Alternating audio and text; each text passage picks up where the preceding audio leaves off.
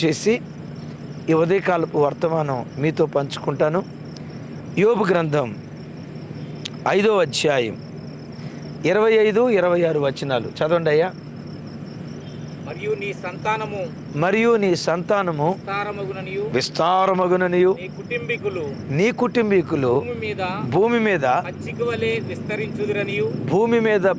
వలె విస్తరించుదురనియు నీకు తెలియను. వాటి కాలమున ధాన్యపు మనలు ఇల్లు చేరినట్లు పూర్ణ వయస్సు గలవాడవై నీవు సమాధికి చేరదు.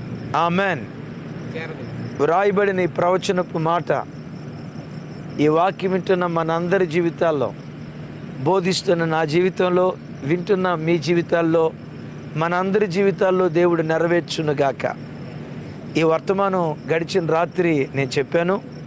ఒకవేళ వినకపోతే వినండి, దాని కొనసాగింపు చెప్తాను. యోబును గూర్చి యోబు స్నేహితుడు అంటున్న మాట, యోబు నీ కుటుంబీకులు భూమి మీద పచ్చిక వలె విస్తరించుదురుగాక అంటాడు. నువ్వు పూర్ణ వయస్సు గలవాడవై నిండు వృద్ధాప్యానికి వచ్చిన తర్వాత నువ్వు సమాధికి చేరతావు.